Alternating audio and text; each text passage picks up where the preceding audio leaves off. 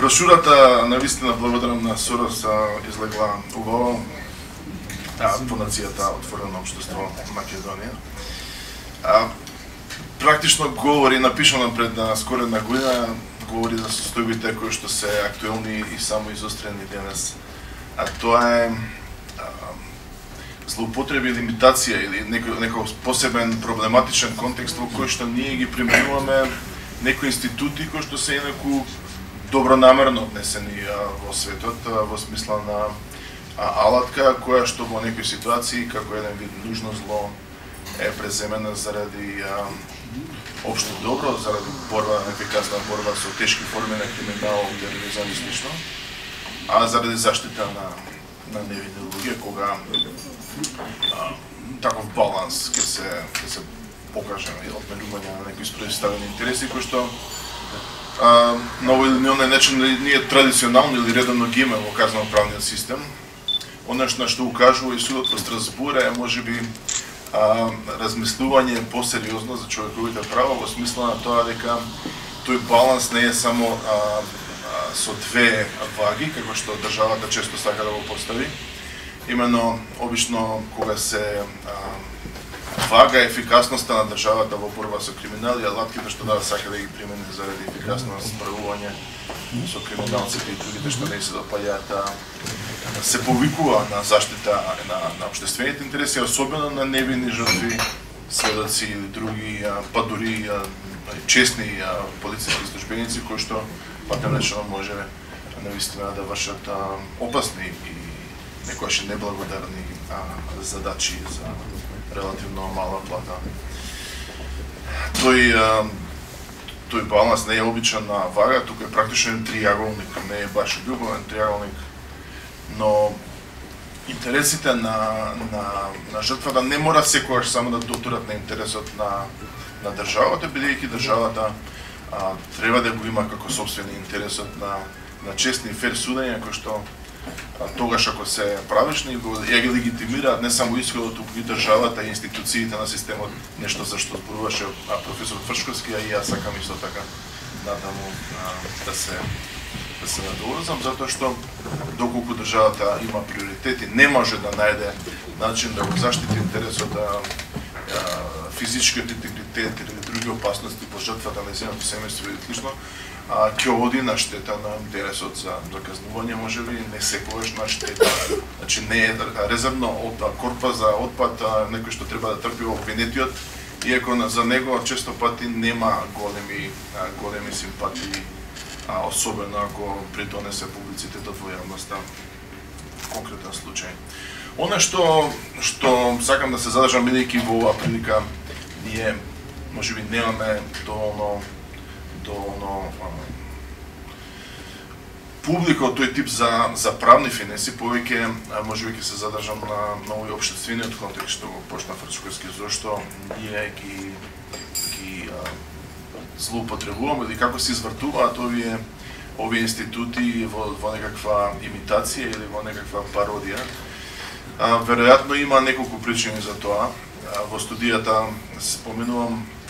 една паралела за тоа дека не сме сами, за жал вакви ситуации има и во други општества, како Русија или други земји, како што ги нарекуваме во традиција или со слаби демократски традиции, ниска правна и политичка култура, кои што за жал овие новини од западните демократии ги примаат со повеќе штета отколку самите западни демократии,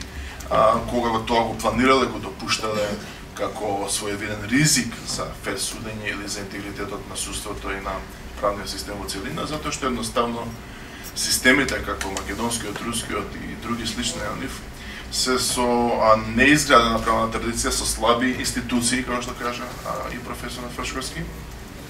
Пред се мислам тука на непостоење на независно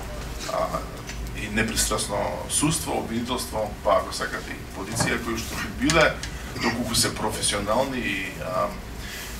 непартизирани, би биле со соодветните процедури, би биле гаранција за ефикасноста на системот без да трпи првичноста, бидејќи на начин на кој што и генерално или првично се одмерени овие ризици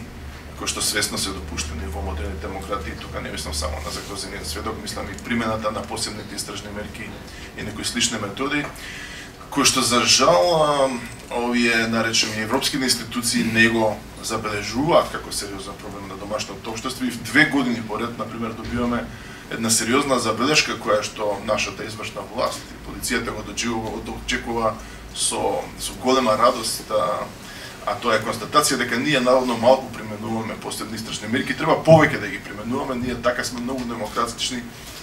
не сакаме, ама ајде не тераат европјаните да бидеме поефикасни, да гониме натаму, иако статистиките покажуваат дека гонењето на корупцијата по првите години после промена на власта ентузијазмот нагло спласнува и од време на време ќе најдат некои жртвено јагне на кои што ќе тестираат правна држава. Значи, идеите се у суштина многу прости, тие се базични за секој студент по право, фала Богу му се прифатливи на секој обичен граѓанин без да биде експерт или студент по право. А тоа е начално секој фер судење базично поаѓа од некоја здрава логика, што знаеме што како деца дека доказите или некои тврдења кои што се неповолни треба да се тестираат, бидејќи тие може да се погрешни, можеби се злонамерни, тоа го знаеме од најобично оговарање, кај што една стеза дури понекогаш што го мислено ќе ја купите иако сте возрасен, тогаш кога нема да биде присутна некоја трета страна, па ќе чуете понатаму дека можеби било поинаку, а лагите, како што знаеме и од деца, најдобро се тестираат од оние што се заинтересирани. Судењето има едноставна филозофија од реалниот живот, тоа е да ги тестираме доказите во една ситуација каде што тие се компарираат со други докази, а може да се тестираат од оние што се заинтересирани да покажат дека тоа не било така, дека некој е злонамерен и слично. И тоа е едноставна логика заради која што ние инсистираме во едно фер судење да биде засновано на врз тестирање на сведоци и вештаци кои што се против обвинетиот, во смисла на тоа дека треба да се имат секој што е обвинетен на адекватна, како што вика судот во Страсбург, адекватна и доволна прилика да се прави. Улогата на судот тука се разбира критично. Ајде, полицијата сака, некојаш нема доволно докази, има притисок понекогаш од јавноста, но судот има клучна улога, па би рекол и обвинителството во тоа да биде гарант дека прво се што применува државата било навистина со она што викаат американци good faith effort, значи секоја примена на ваков метод, вклучително заштитен сведок, да е навистина неопходна. Значи она што го каже судијата за се дали прво судијата треба да е главна гаранција која што ќе оцени дали сведокот е навистина загрозен и дека таа загрозеност е сериозна. Тоа е многу важно почетно прашање кој што би ја стеснило примената на овие методи. И второто дополнително прашање е гарантната улога на судот да обезбеди алатките што ги допуштаме како исклучок од она што е нормално судење бидат така применати со најмала можна штета или колатерална врз правата на обвинетиот или на одбраната генерално. Да тој сепак има каква таква доволна прилика и тука случајот Костовски беше првиот што голема разбрани европската правна традиција во смисла на тоа дека анонимни сведоци без ниво тестирање со писмени прашања се апсолутно неприфатливи и тука за прв пат Европскиот суд многу јасно кажа дека можеби може такви сведоци да се користат во некоја почетна фаза како информанти и слично, но она што е важноста на фер судењето во едно демократско општество е таква што не може да се жртвува и да се допуштаат сериозни ограничувања на правата на одбраната. Тука имаме доста практика на судот кој што иако можеби не е секојаш идеален, дава доволно упатства и за македонската судска практика. Тие се во суштина прилично едноставни. Меѓу другото е важно што судот различно гледа на обичен граѓанин кој што можеби е ранлив сведок, навистина загрозен или неговото семејство, од она што го имаме како обврска професионална на полицијата. Има повеќе случаи во кои што судот вели дека полицијата и полициски службеници, дури тогаш кога работеле undercover со сериозни опасности. Кога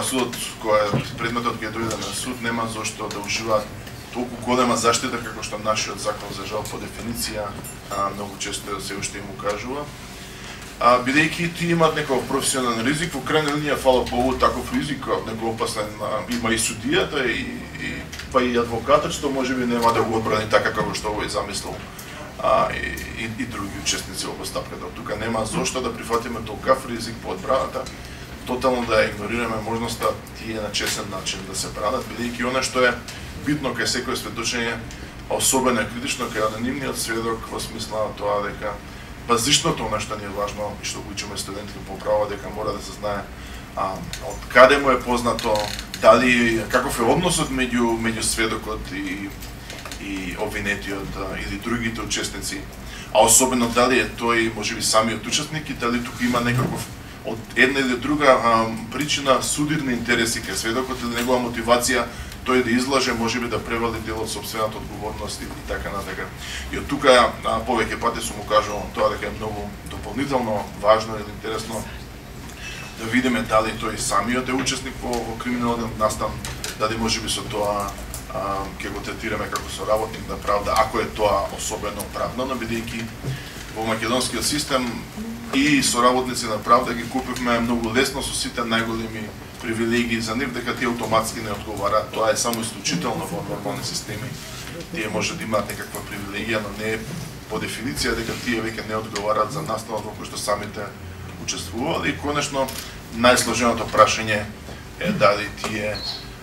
во дадената ситуација, независно дали се полициски професионални службеници, дали се информанти кои што ги ангажирала полицијата или се криминалци кои што учествувале во настанот, а ние ги нарекуваме можеби малку претерано соработници на правда, тоа некако многу фино звучи на крај крајава од еден криминалец на крај ќе исклучи соработник на правдата, па уште малку ќе добие некоја награда обштествена, има навистина голема опасност овие институции да се претворат во своевидна провокација во смисла на ептен наместени на политички процеси кои што се секогаш некаква реалност. Тоа истите гаранции во казненото право се секогаш од две главни групи на причини, едните се можните грешки и човечки и другото е секогаш постојната можност. Еден систем доколку нема доволно гаранција да се злоупотреби против политичките противници и тоа е секогаш една реалност од која што поаѓа целиот концепт на заштита на човековите права. Кај нас, иако јас немам во пишаниот материјал го спомнувам првиот овој случај на ако воопште не мој прв, фала Богу, прв му беше Раштански. Овој во Боризари кој што го судија како еклатантен пример, бидејќи имав сумнал можност да видам и дел од записниците и дека придика дека тој навистина имало сериозни фалинки во начинот на испрашување, бидејќи гаранциите што се применете се ги надминуваат реалните потреби и во целиот контекст на случајот не даваат доволно гаранции за веродостојност на исходот и оставаат еден впечаток на кој што ја им укажувам постојано на светите обвинителите дека дури и некои судења да се напочетнили во дел оправдани да се применуваат вакви мерки, останува кај јавноста еден впечаток на горчина ако тоа и не се гледа. Викаат англичаните, justice must not only be done, but also seem to be done. Значи, едно е да ви имате навистина правда, дури да е навистина некои виновни да го судиме, но важно е да се остане впечаток дека тоа било на фер начин со сите гаранции, бидејќи во крајна линија не е исто дали ние и какви методи применуваме, бидејќи тие го легитимираат и системот и институциите во системот и во тоа не разликуваат од криминалците, некојаш викаат, па они не применуваат легални методи зашто ние би применувале, се разбира. Тогаш не би имало граница меѓу правната држава и своеволието. Сакам да кажам, не ми е многу драго, па видов и тука се дискутира кога малку однапред дисквалификуваме, предпоставуваме злоупотреби во идни случаи. Мислам дека треба е добро да се почека и тука не мислам дека ние и како експерти, па ми макар да сме од овие само така наречени експерти, бидејќи такви сме овие што не сме на линија на на извршната власт оквалификувани. Не треба и самите да принесуваме да влијаеме на било кој начин во смисла на предицирање на некои судења однапред, но треба да оставиме на судството во крајна линија, да бидејќи судството е единствен механизам кој што може да ни извлече доколку го поставиме во ситуација да игра вистински, да свати својата улога во системот на контролор на власта. Јас мислам дека оваа реформата што ја правиме сега меѓу другото и за тоа значајна, бидејќи и тоа го има видно кај голем број судија обвинители на еден нов начин ги делува како некаков брейнсторминг, да се приспитаат некои идеи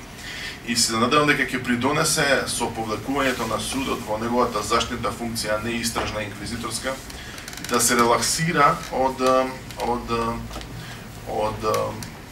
тоа себе си да се гледа како досега во некој што му е задача да ги осуди криминалци, да се бори со криминалот, бидејќи таа функција треба да ја остави судот за обвинителството и полицијата, да земе како сопствена единствено улогата на заштитник на законитоста и човековите права. Сакам само да кажам дека овие случаи кога се актуелни, они се навистина добри, освртуваат вниманието на јавноста. Понекогаш јавноста исто така е прилично лесно заводлива, но за нас како правници се исто така интригантни да најдеме некои нови дупки во законите. Конкретно последниот случај не е последните. Монструм покажува дека заштитениот сведок покажува кај нас во правниот систем и една правна празнина во времето каде што тој се трансформира од сведок во заштитен сведок, бидејќи тоа е еден убав начин да се пролонгира периодот на негово задржување во полиција, она што се нарекува инкомуникадо задржување или инкомуникадо детенција, во кој што тој прифаќа еден режим или кога се работи, или кога заштитен сведок, без да има доволно гаранции, односно нашиот систем не му ги пружа во нормативниот правен поредок, бидејќи и во практика, бидејќи како недостапен за јавноста, тој нема дадена можност во таа одлука да се консултира со адвокат, да се консултира со семејството и да преземе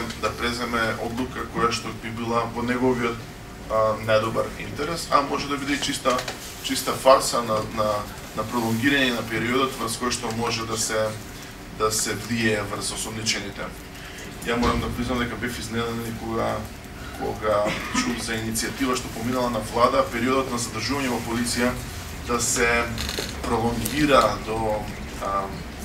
7 дена, како во држави што имат навистина огромни проблеми со тероризм. Тоа би значило и ставање на резерва на Европската конвенција, по примерот можеби на Англија, но ние, ја верувам, немаме таква сериозна потреба